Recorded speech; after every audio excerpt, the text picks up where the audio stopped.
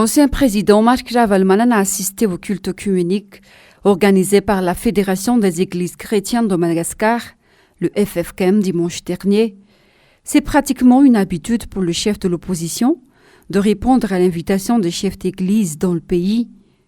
Le président de la République, André Rajoelina, n'a pas répondu à l'invitation du FFKM, préférant participer à un autre événement festif tenu le même jour.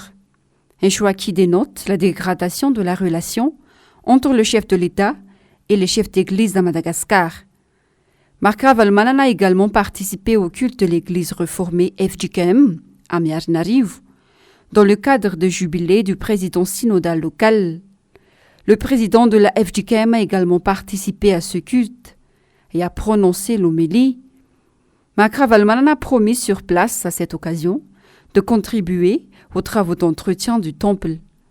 C'était aussi une occasion pour l'ancien président, comme à chaque déplacement qu'il effectue en dehors de la capitale, d'avoir des contacts directs et des échanges avec la population locale, dont la majorité est constituée de paysans qui vivent au quotidien des difficultés engendrées par la crise socio-économique actuelle. La loi de finances rectificative a été adoptée sans amendement par l'Assemblée nationale, dans une ambiance plutôt chaotique. C'est vers 1h du matin vendredi que le texte a été adopté par 87 députés issus du parti au pouvoir qui ont tous reçu une consigne par SMS du QG de leur parti pour adopter au plus vite la loi de finances rectificative. Des discussions avaient eu lieu pourtant au sein de la commission finances de l'Assemblée nationale avant la séance plénière.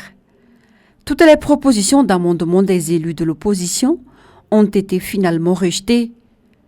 Les députés du TIM ont aussi décidé de ne pas participer à la séance plénière qui n'a été finalement qu'un simulacre de vote.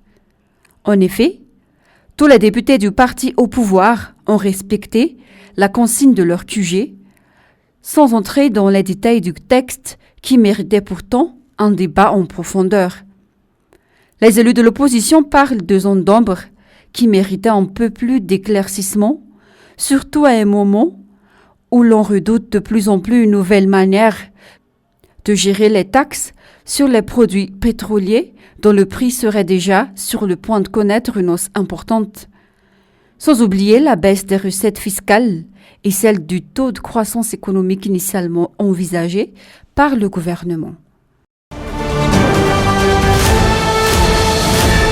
La leader du TIM et du groupe Panorama ont rencontré l'équipe dirigeante du Conseil Fampiavanana Malagasy, ou CFM, l'organe en charge d'amorcer la réconciliation nationale dans le pays après une série de crises politiques au cours des dernières années.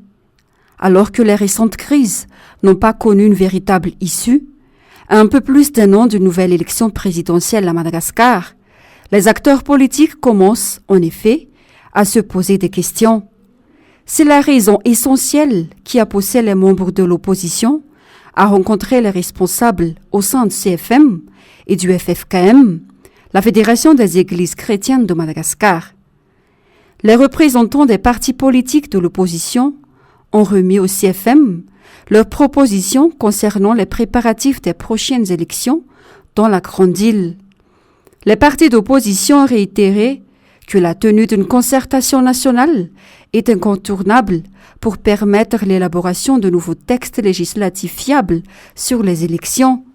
Cette démarche ne concerne donc pas uniquement le code électoral, mais tout ce qui concerne le processus électoral dans le pays, afin de déboucher sur des élections transparentes et acceptées par tous. Le CFM est persuadé que le dialogue est nécessaire pour prévenir une nouvelle crise politique dans le pays.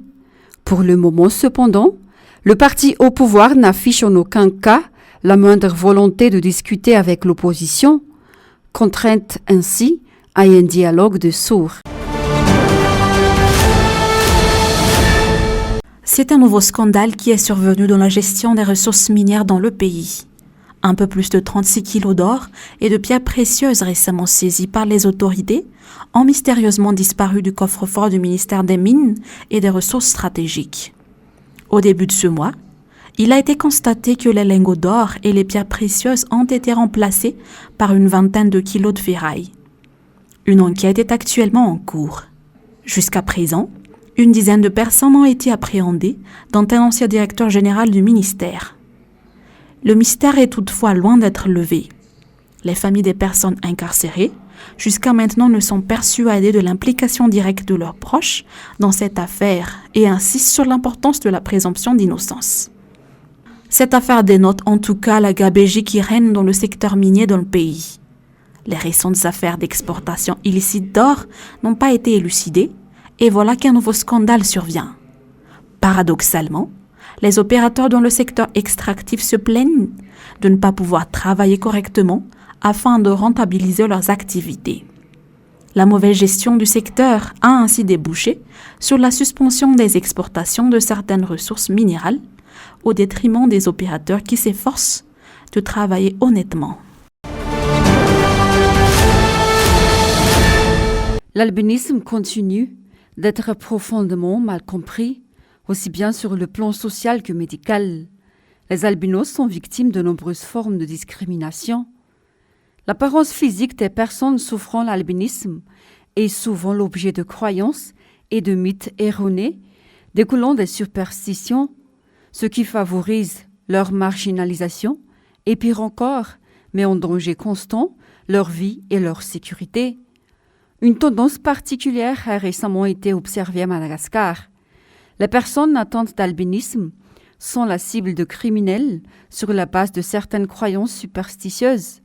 Ainsi, des cas d'enlèvement et de meurtre de personnes atteintes d'albinisme, plus particulièrement des enfants, ont été signalés dans certaines régions, notamment Tsimouandjefan, Menabé, et qui s'est étendu dans d'autres régions au cours de ces dernières années, telles que Matsiachambun et Yurumbe. Il s'agit uniquement des cas officiellement déclarés. Face à ces défis, le HCDDED et les Nations Unies organisent, dans le cadre du projet Consolidation de la paix, un atelier d'échange et de sensibilisation sur la promotion et la protection des droits de personnes atteintes d'albinisme. Un atelier qui regroupe plusieurs acteurs tels que la société civile et les associations œuvrant pour la protection des droits des personnes vivant avec handicap. Ils discuteront des défis relatifs à la jouissance des droits et à la sécurité des personnes atteintes d'albinisme et mettront par la suite des propositions et des recommandations pour les parties prenantes pour une future élaboration de stratégies de protection du droit des personnes atteintes d'albinisme.